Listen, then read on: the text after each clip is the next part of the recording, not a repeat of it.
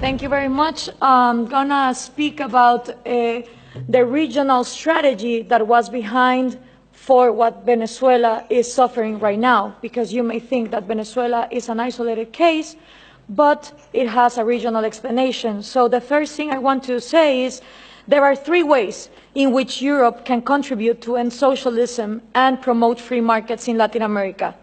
The first way, socialism is socialism, here in Mars, in Latin America, and in Asia. There is no way that you can help us by saying that socialism works in Europe, but in Latin America it doesn't, because we have a culture where just socialism always gets corrupted. No.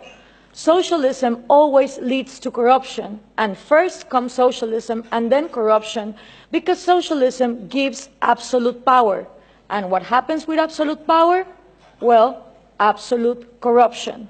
So what we need to understand is that socialism means the control of all the production by a small group in government.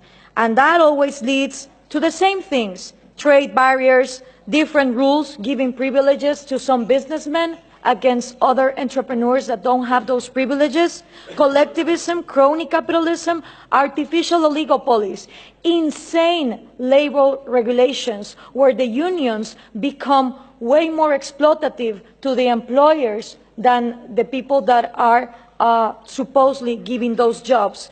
So we need to understand that instead of having the discussion of inequality about material goods, we need to start talking about equality under the law. If we are not all equal under the law, then the disasters of Venezuela happen. So what we need from Europe is that speech of understanding that socialism doesn't work. It didn't work in the Soviet Union, it didn't work in China, it didn't work in North Korea, it didn't work in Cuba, doesn't work in Venezuela, it wouldn't work in Mars. Because the way it is structured goes against human nature. It depends on humans not having rational behaviors for their own well-being. So that's the first thing. The second one that we need from Europe is the message that Scandinavia is not socialist. It is insane that these dictators like Hugo Chavez, Nicolás Maduro, Rafael Correa, Mujica, Lula da Silva, the Kirchners, they all portray Norway, Finland, Denmark, Sweden as the socialist paradise.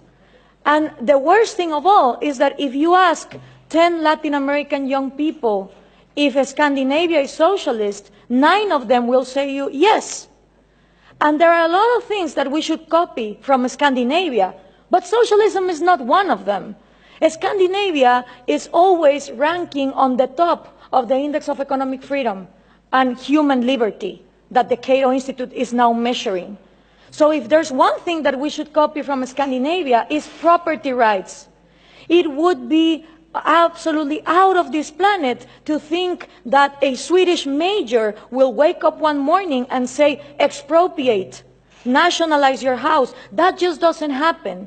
So it is absolutely absurd that countries in Latin America that are in the low ranking of economic freedom portray Scandinavia as examples of socialism.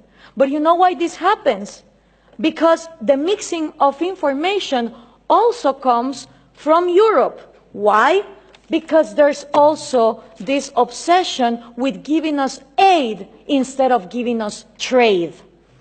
And the thing with foreign aid coming from Europe is that it finances the Marxist ideas, the NGOs that are against free market and that are against property rights. Let me give you an example.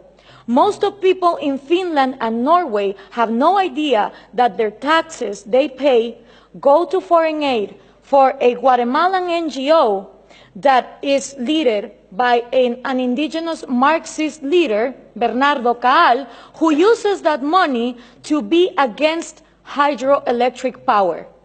Being Norway one of the countries #1 in hydroelectric power, where no one would think to close down a hydroelectric industry, they give tax-paying money to people in Guatemala that close down hydroelectric power. So if we are obsessed with this foreign aid given to Marxist leaders that are against property rights, free market, and the Western way of life, then we're not gonna be able to prosper.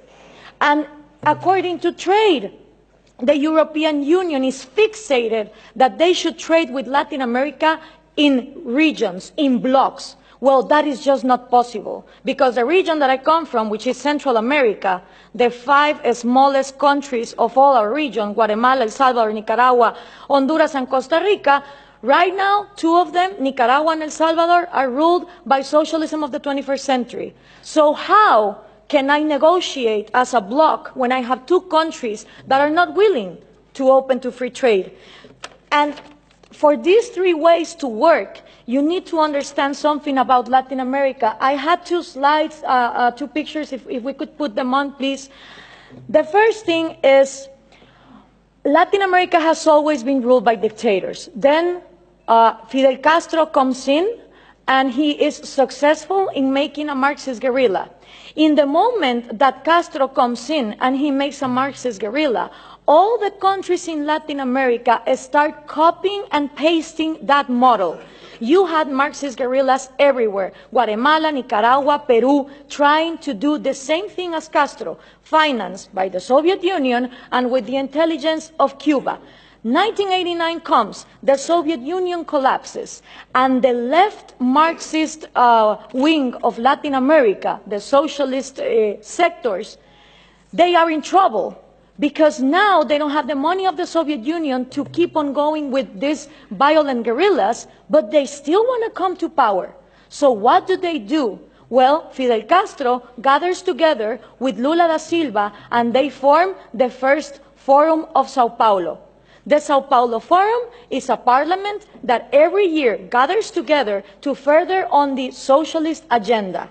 And they start working on 1990. In 1998, they put their first president, Hugo Chavez. And that was a relief for Cuba, because the money that the Soviet Union was lacking to give, the oil of Venezuela started giving.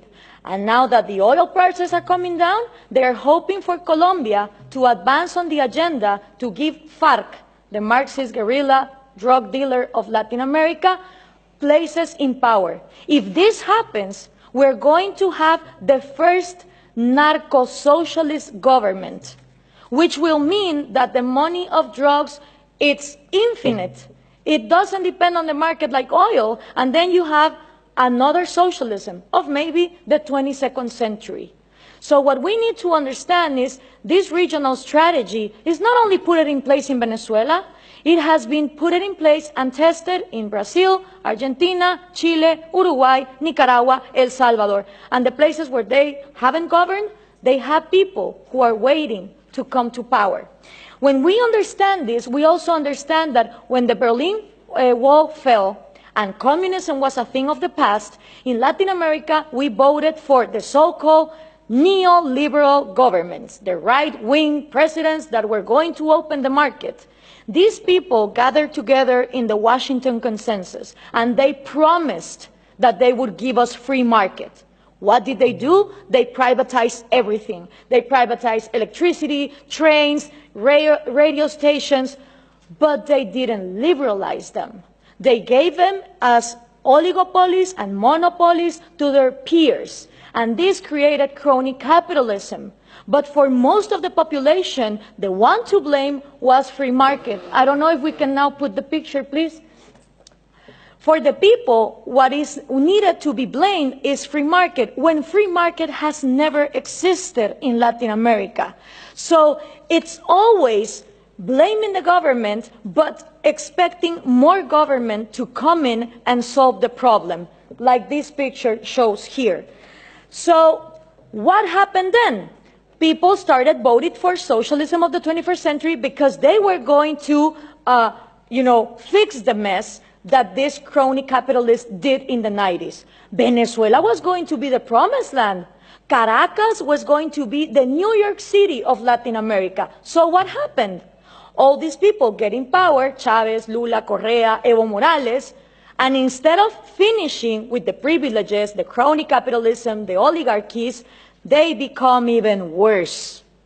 So why is this good news to us? Because people in Latin America don't know what to do. They tried with the right wing, and they think that too much of a free market failed, and then they tried for socialism of the 21st century, and it turns out that it didn't end poverty, it multiplied it. So right now, it's a great and excellent opportunity for people like us, for people who really defend liberties and freedom, not only economic liberties, but also individual liberties. Because in a moment where there is frustration to the left and to the right, and everything has been tried, and all of them are statists who want to control the economy, is great news for people like us who want to defend freedom. The examples given here from different regions of the planet demonstrate that freedom works. So what we need to input from Europe to Latin America is the right messages. Those messages include that Scandinavia is not socialist, that we need trade more than aid, and in order for institutions to follow up, it's not about material equality, it's about equality under the law and the rule of law. Thank you very much.